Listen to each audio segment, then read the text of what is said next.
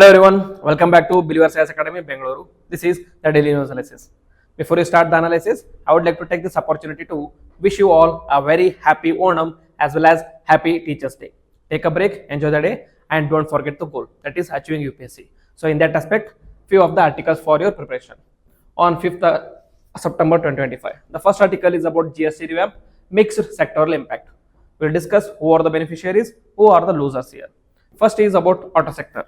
What change in auto sector? There has been a removal of GST compensation cess and tax deduction, but it is not uniform throughout. There are certain automobiles within the auto sector which have been given more compensations or more reductions, where some have been included in higher tax brackets. As we know, there has been removal of 4 tax slabs to 3 tax slabs from 5, 12, 18, 28. Now there are only 3 slabs, that is 5, 18 and 40. So for entry and mid segment cars which are below the rate of or below the price of 14 lakh rupees, tax cut up to 13% points. So Hyundai recently said that the cars are going to be more cheaper. So if you want to buy a car, now is the best time. Next is high end cars, that is more than 1200 cc engines, cut off 8 to 10 points. Here it is very interesting. They have been moved from 28% to 40%. Despite that, they have become cheaper. Why? Because of the removal of this GST compensation cess. Okay, that cess has been removed. So overall, they have also been cheaper. That is up to 8 to 10% points. Concerns is there is again very concern with respect to dealers. That is, dealers fear buyers may delay purchases until the new rate hikes kicks in September 2022. Okay, from September 2022, these rates will be applied. So people are obviously going to delay their purchase till September 22.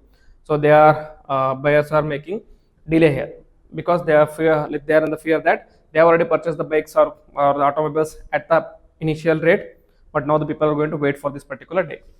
Next, likes and dislikes is positives: auto, lower tax rate will boost demand.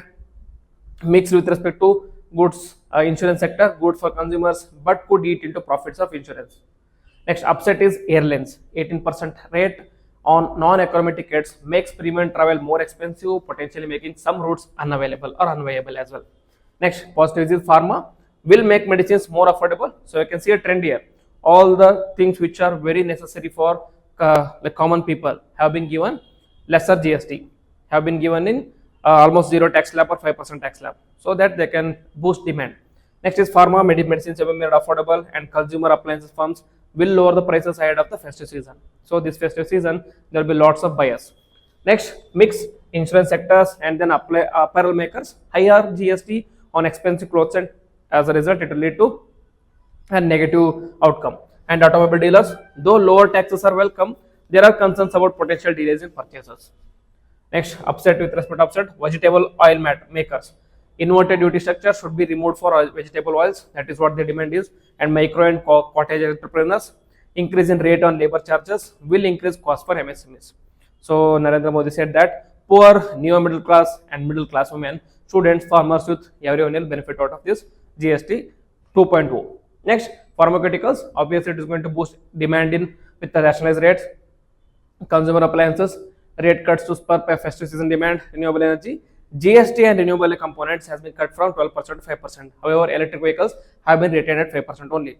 So this is a clear indication that India is going to push its green transition away. Okay, push towards green transition. Next, impact is lower cost of solar and other green technologies supports clean energy transition. Next, insurance, fertilizers, man-made textiles. There is a relief from inverted duty structure. Next, with respect to hit sectors, that is upsets or disappointed sectors are airlines, because higher GST and non-economy seats which will make increased travel costs. As a result, airlines are opposing this one. And small entrepreneurs, what changed? Labor change charges that GST raised from 12% to 18%. Next, impact higher service cost, SMEs feel burdened. Though it is good for labor charges, but it is bad for economy of small entrepreneurs. Next, textile industry, positive is that welcomed correction in cotton and man-made fibers. Negative is 18% GST on garments about 2,500 rupees. Obviously, they are already costly, then they will be made more costlier now. Affects woolens, wedding wear, traditional handloom clothes, seen as a burden on common man luxury. Next is vegetable oil industry. issue of inverted duty structure unresolved, higher tax on raw materials versus finished oil. Okay. Next, market reaction. Stock market initially rose on positive sentiment and then closed flat, just 2.2%, showing mixed investor response. We have to wait and see what will be the outcomes in the coming days. Next, another important aspect or another important news, that is peace pact with Koki and Zo groups, which is a very important event considering the Manipur clashes. What is the context here? The ethnic violence, that is clashes between Kuki, Zo and Metis communities, have started from May 3, 2023, have continued for almost 2 years, which has resulted in thousands of deaths, which has resulted in thousands of burnt houses, etc. etc. Next, first pact since the violence, signed just ahead of PM Modi's visit to Manipur, who is going to visit Manipur in September 13, 2025, builds on suspension of operations framework signed in 2008. Main provisions of the new agreement is that there have been revised ground rules, that is, it upholds territorial integrity of Manipur, camps of insurgent groups to be relocated, verification of cadres, foreign nationals to be identified and deported, and political settlement clause, that is, inclusion of negotiated political settlement within Constitution of India. It is seen as an upgrade from earlier 2008 text, which focused only on autonomous territorial councils. Next, Kuki-Zo Council commitment. Agreed to open NH2, that is Imphal-Dimapur highway for free movement of essentials and commuters. NH2 is Imphal-Dimapur highway. Next, government has said that highway was shut for 2 years, which was critical for the Imphal Valley. Now it has been opened. KZC counters, that is Kuki-Zo Council counters that highway never fully blocked, remained open. Next, stakeholders' opinions is Kuki National Organization says that pact reaffirms Manipur's territorial integrity but also allows political settlement within Indian Constitution. Next, reads it as a flexibility, that is settlement beyond district or state but within union framework. Metis community are concerned about territorial integrity. Pact stresses on no division of Manipur. Civil society, that is KZC Council, participation signals greater role in the peace building. So, I will be bringing another topic of the day video where we will discuss complete detail of Manipur violence. What happened, why the Manipur violence happened, why it was necessitated, what was the impact, all will be discussed. But let us wait till this complete agreement is done. Next, significance. First major agreement since May 2023 ethnic clashes, could ease blockades and restore supply chains to the valley, moves dialogue beyond insurgency, that is political settlement discourse, strengthen center, that is state coordination under federal security management. Then challenges side are trust deficit between Kuki-Zo and Metis remains still now, because this agreement has been brokered by the center and not directly between those two communities. Next is ambiguity in political settlement. It may trigger fresh demands and enforcement of relocation and cadre verification could face resistance. Next, risk of spoilers from non-sanitary insurgent outfits. Next is about NIRF rankings 2025. New NIRF rankings have been released. We will discuss what are the key highlights. The top institutions are overall in engineering is IIT Madras, which is 7th overall, 10th in engineering. Universities and research institutions, IISc Bengaluru, that is 10th and 5th consecutive year respectively. Okay. Next is management. In IIM, 6th consecutive year has been the top management institution in India, and medical AIIMS New Delhi has been the top institution for the 8th consecutive year. And in pharmacy, Jamia Hamdard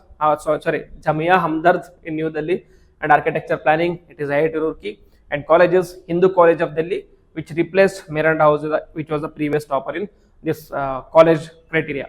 Next, law, NLSIU Bengaluru remains the top in 8th consecutive year. Next, open universities, IGNOU New Delhi is the topper one again here, and the state public universities, Jadavpur University, Kolkata, followed by Anna University of Chennai, Punjab University of Chandigarh, Andhra University of Visakhapatnam, Kerala University of Thiruvananthapuram.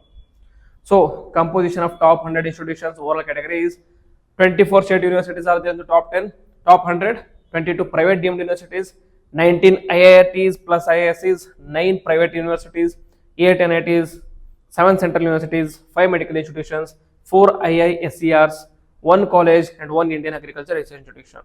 So, all these totally make up 100 ranks of NIRF. And what is the methodology and parameters used in NIRF ranking? The parameters are teaching, learning and resources, research and professional practice, graduation outcomes, outreach and inclusivity, and peer perception, that which has been a very controversial parameter, because how can you like discuss the peer perception? It depends on individual as well. It depends on the peer. It depends on the colleges. So this has been the point of contention. The criticism has been the Union Minister or the Education Minister Dharmendra Pradhan questioned peer perception, which tends to favor metro-based elite institutions. Next, state institutions or state governments earlier alleged regional bias in these rankings. So, future reforms as per the ministry is more data-driven approaches, new parameters to be included such as entrepreneur created by an institution, one nation, one data mechanism for rankings, expansion to cover more categories and institutions. Goal is to make NIRF one of the world's best accreditation frameworks. Okay. Significance is reflects stable growth of higher education sector for the 10th year of NIRF and encourages competition and quality improvement among the institutions, highlights regional disparities and institutional dominance of IISCs and IITs. Policy lesson is need for balanced recognition of state and public universities. Okay, so very important article which covered holistically here. Next is an editorial from the Hindu which talks about Trump's tariff war as an opportunity for global south. Okay, so we all know what is happening between India and Trump and what is happening between Trump and other developing countries. That is, in order to reduce the efficiency or in order to reduce the trade discrepancies, he is imposing taxes or tariffs left and right on all the countries. And one of the major impacted countries is India, because India has been put or slashed with 50% tariff hike. So here the article or the author discusses this tariff war can be an opportunity for global south. Okay, so every challenge is an opportunity as said by Confucius, that can be used here. So why Trump tariff matters? In domestic politics, tariffs serve US populism, appeasing citizens who feel betrayed by globalization, which is obviously capital accumulation, cheap labor inequality is the globalization outcomes, and economic coercion is tariffs are the super tax on US consumers, that is 70% cost borne domestically, but also pressure on other economies, protectionism cloaked in sovereignty. Okay, so though the domestic politics, it serves the populist opportunities or populist appeasing of the citizens of Trump supporters, or the citizens of United States who are Trump supporters. However, it also has negative impacts. That is, it adds extra burden on the US consumers, because when the import duties are put on the goods, when they come to USA, they become costlier. When they become costlier, who is the one going to buy them? The consumers. So it is going to lead to inflation.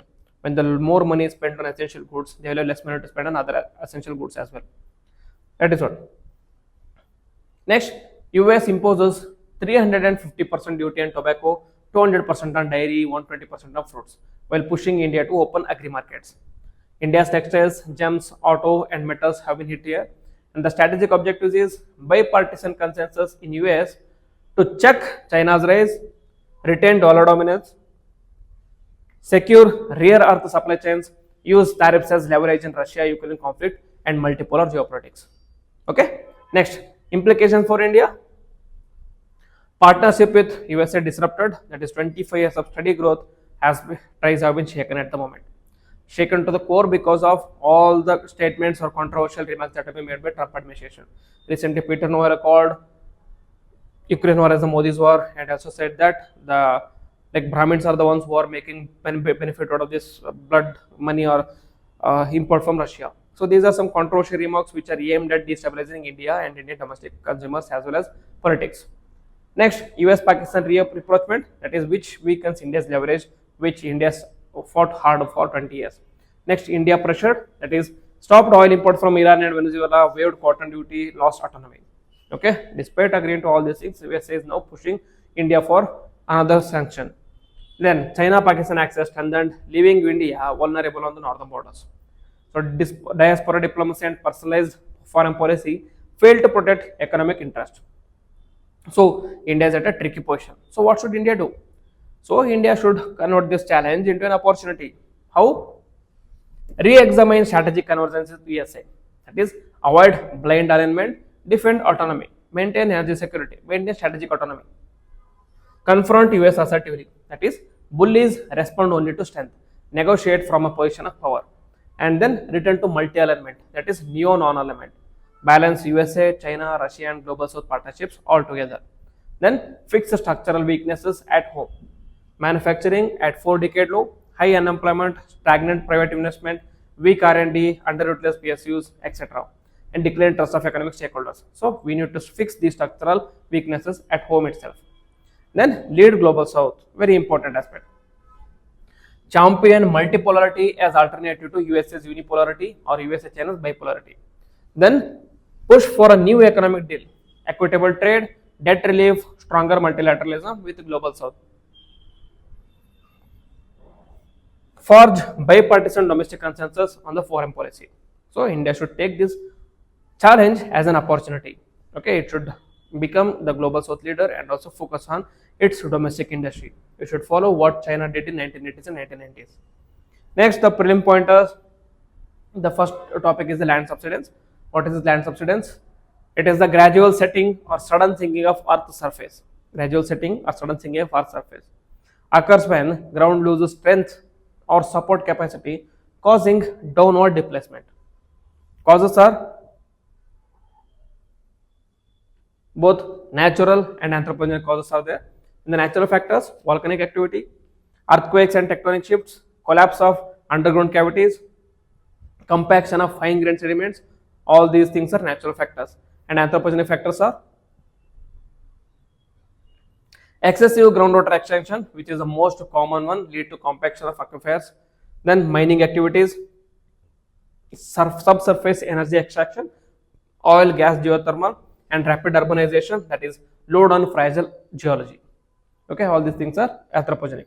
What will be the impact? Infrastructure damage, cracks in roads, buildings, railways, pipelines are all result of land subsidence. Water risk, that is higher flood vulnerability, altered stream gradients, and aquifer storage loss. Agricultural distress, reduced soil productivity and saltwater intrusion, especially in the coastal regions, and high economic cost, recurring repair and disaster management. Okay, it will result in a recurring land subsidence, which might lead to landslides as well. Then global extent, 12 million square kilometer of Earth's surface is susceptible to land subsidence. Major hotspots are USA, China, Iran, Indonesia, Taiwan, Vietnam, Egypt, Japan, Mexico, and Italy. You can see India is not there in the hotspot, but doesn't mean that India doesn't go through land subsidence. India also experiences land subsidence, especially in Western Ghats and Himalayan region. Here, India and Uttarakhand context. Traditionally linked to deltaic or coastal regions such as Indo-Gangetic Basin, Punjab, Haryana. Now it is appearing in mountainous zones like Chamoli, in Nandanagar, Uttarakhand. This has been worsened by unregulated groundwater withdrawal, fragile Himalayan geology, climate-induced extreme events such as cloudbursts, floods, flash floods, landslides, and infrastructure pressures, that is hydropower projects, road widening, and tunneling. All these things are leading to higher incidences of landslides. Next is about Global Peace Index 2025. It is released by Institute of Economics and Peace. It ranks 163 independent states and territories, where 99.7% of the world population. Indicators are 23 qualitative and quantitative across 3 domains. That is social security and social safety and security, ongoing domestic and international conflict, degree of militarization. All these things are the major domains. Under this, there will be 23 qualitative and quantitative sub-diameters or sub-parameters which will be evaluated. Key highlights is global peace continues to decline. That is there is a deterioration of 0.36 from 2024, and 59 active state-based conflicts are there, which is the highest since World War II. 59 active state-based conflicts, which is the highest since World War II. Very important. Next, conflicts resolution declining. Decisive victory dropped from 49% to 9%. Peace agreements dropped from 23% to 4%. 17 countries recorded more than 1,000 conflict deaths last year. 17 countries. So, rankings. Most peaceful is Iceland. Since 2008, it has been the most peaceful, which is followed by Ireland, Austria, New Zealand, Switzerland, Denmark, Sweden, etc. Next is the least peaceful is the Russia for the first time because of attack on Ukraine, and second is Ukraine, Sudan, DR Congo, Yemen. These are the most or least peaceful countries in the moment, countries at the current. Next, regional trends. Most peaceful region is the Western and Central Europe, 8 of 10, but peace declining in the past 4 years. Next, least peaceful region is the Middle East and North Africa, that is MENA. South Asia, second least peaceful, largest regional decline. Okay, so the only region with the improvement is the South America, and India's position is India has improved from 116 to 115. So one rank improvement is there, so still an improvement. Regional peers are Asia Pacific best performers are Singapore 6, Japan 12, Malaysia 13, Bhutan 21, Mongolia 37. And India's challenges is, according to the report, is internal conflicts, border tensions, communal violence, and militarization. Okay, so because of these reasons, India is performing very badly. I already made a shorts on this particular topic, which are the top 10 important, and that was the ranking of Indian neighbors as well. All these things have been covered in UPSC shorts, so you can go back and check that shorts as well. So this ends our discussion for the day. If you like the video, then please hit the like button, comment on it, and also share with your friends. And if you're new to the channel, please subscribe to the channel and click on the bell icon so that you don't miss any notification. With this, I will end the video. Jai Hind, Jai Karnataka.